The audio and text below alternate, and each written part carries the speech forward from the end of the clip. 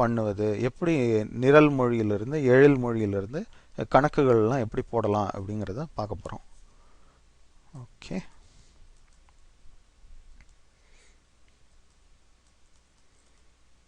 So இதை மீண்டும் சேமித்துக் கொள்ளவும். நான் உங்களுக்கு இந்த எழில் மொழி இதில் நான் இந்த நிரலை சேமித்து தேவையானவர்களுக்கு அடுத்து பார்ப்பது போல் அமைத்துள்ளேன். ஸோ இப்போ கணினியில் எப்படி கணக்குகள் செய்வது என்பதை பார்ப்போம். ஸோ 2 எண்கள் சேர்க்க செய்வது. ஸோ இது எப்படி அமையும்னா, இப்போ வந்து எண்களை எல்லாம் எண்கள் மாதிரியே நம்ம தட்டலாம் கணினியில். இப்போ இங்கே வந்து 10 + 15 அப்படின்னு போட்டிருக்கோம். இப்போ இது கணினியில் எப்படி வரும் என்றால் 10 கூட்டுதல் 15ஐ அது கணினியில் அதை கணக்கு செய்துவிடும். அப்புறம் உங்களுக்கு வெளிவரும்போது 10 + 15ன்னு வராது. அது எப்படி வரும் என்றால் பார்ப்போமா, 10 + 15 = 10 + 15, அதாவது 25 அப்படின்னு வரும். அதே போல் இப்போ வந்து இங்கே தான் நீங்கள் மற்றொரு வித்தியாசம் பார்க்க வேண்டும். இப்போ இந்த கொட்டேஷன் மார்க் என்று சொல்லக்கூடிய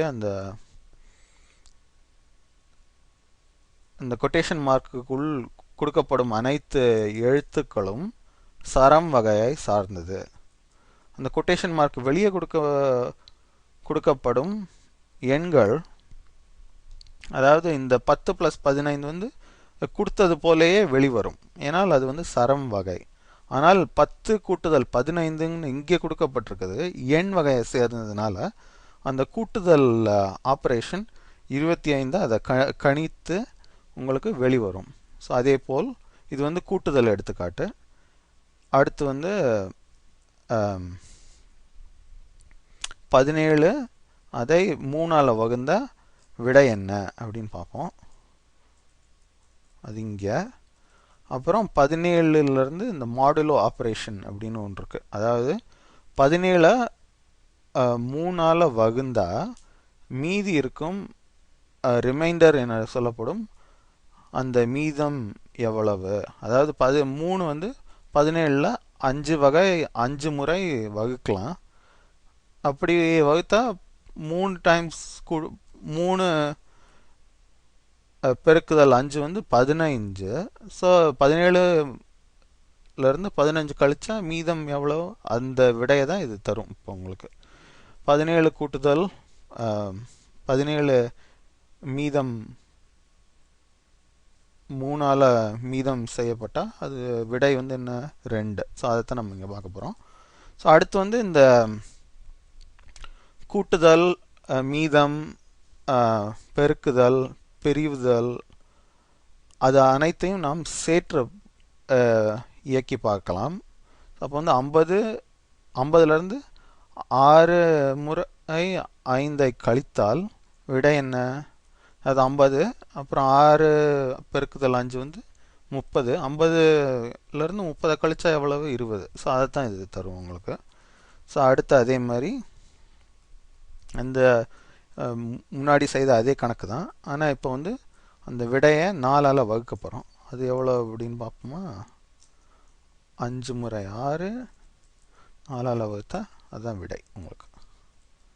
ஓகே, ஸோ இப்போ நம்ம வந்து எழில் மொழியில் ஒரு சிறிய கணக்கை இயக்கிவிட்டோம்.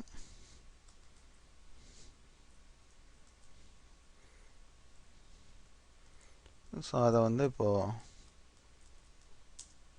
செயலாற்றி பார்ப்போமா.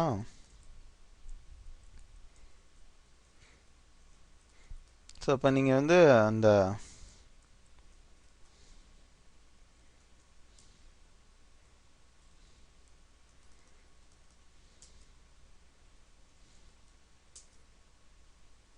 இன்டிஜர் அப்புறம் ஃப்ளோட்டிங் பாயிண்ட் நம்பர் அப்படின்னு ஒரு 2 கான்செப்ட் இருக்குது. அது எப்படின்னா, நீங்கள் வந்து இன்டிஜர் என்பதை ஒரு முழு எண் அப்படின்னு சொல்லலாம் ஒரு விஷயத்தில். அதாவது இப்போது ஒருவருக்கு எத்தனை குழந்தைகள் உள்ளது அப்படின்னு பார்த்தாக்கா அது வந்து ஒரு முழு எண்ணாக தான் இருக்க முடியும். ஒருத்தங்களுக்கு வந்து 3.5 குழந்தை இருக்க முடியாது, 5.5 குழந்தை இருக்க முடியாது. ஸோ அந்த மாதிரி 3 குழந்தை இருக்கலாம், இல்லாட்டி 2 குழந்தை இருக்கலாம். ஸோ அந்த மாதிரி ஒரு இதில் எண்களை எல்லாம் முழு எண் என்று சொல்ல போகிறோம். அதுதான் 50, 6, 5ன்னுலாம் சொல்லுது.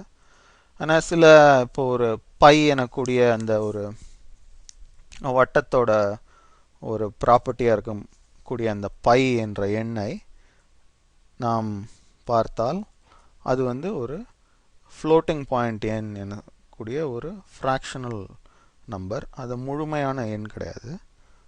ஸோ அந்த மாதிரி சில எண்கள்லாம் இருக்குது. ஸோ முழுமையான எண்கள் எல்லாம் அந்த புள்ளி இல்லாமல் எழில் மொழியில் நீங்கள் எழுத முடியும், 10, 15 என்று. ஃப்ராக்ஷனல் எண்களை எல்லாம் அந்த புள்ளியோடு எழுதலாம். 3.14159 என கூடியப்படும் முடிவே இல்லாத ஒரு எண் பை. ஸோ அதையும் பார்க்கலாம் இங்கே.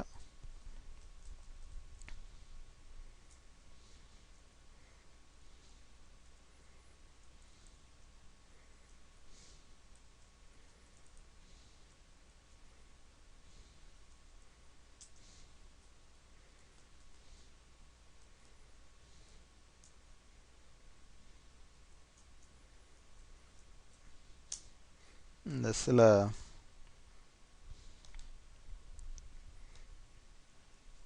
இந்த ஃபார்மேட்டிங்க்கு தேவையான அந்த ஒரு சில ஸ்டெப்ஸ்களை எல்லாம் திருத்தியில் செயலாற்றிவிட்டால் நம் நிரல் சரியான ஒரு அமைப்பில் இருக்கும். இல்லாட்டி அந்த பார்ஸ் எரர் என சொல்லக்கூடிய இந்த எரர்களை எல்லாம் நாம் பார்ப்போம். ஸோ இப்போ என்ன ஆகும்னா, இப்போ நீங்களே பார்ப்பீங்க. இப்போ இதை இயக்கி பார்ப்போம். கூட்டுதல் மற்றும் பிரிவுதல், மீதம், கழித்தல் மற்றும் பெருக்குதல் சேர்த்து எப்படி செயலாற்றுவது, அப்புறம் மற்றும் கழித்தல், பெருக்குதல், அப்புறம் பிரிவுதல், அது அனைத்தையும் நாம் சேர்ந்து நாம் இந்த கணினியில் எழில் மொழியில் இப்பொழுது எழுதியுள்ளோம். ஸோ அதை இப்போ எழில் மொழியில் இயக்கி பார்ப்போம்.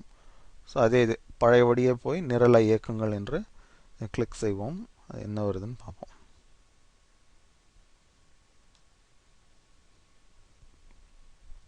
உங்கள் நிரல் சரியாக இயக்கிவிட்டது.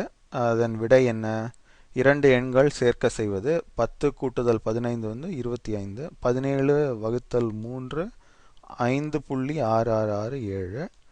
அப்புறம் 7 மீதம் 3 வந்து ஏற்கனவே நம்ம எக்ஸ்பிளைன் பண்ணபடி அது வந்து விடை 2. அப்புறம் 50லேருந்து 6 முறை 5ஐ பெருக்கினால் 30. 50லேருந்து 30 கழிச்சால் 20. அதுதான் உங்களுக்கு வந்த விடைங்க. அப்புறம் 50லேருந்து 6 முறை 5ஐ கழித்தால் 20.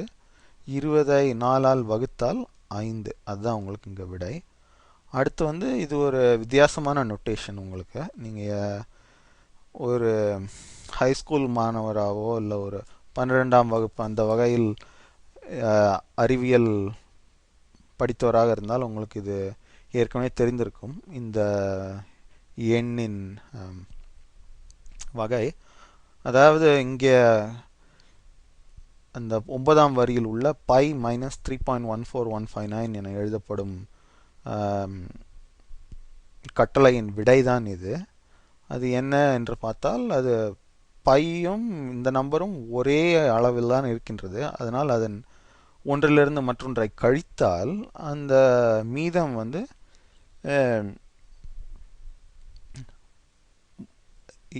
ஒரு 2 பாகம் 10 லட்சத்தில் உள்ளது. அதாவது அதையே வந்து 2 raised to the 10 to the minus 6 என்று எழுதப்படும் இந்த நம்பர்.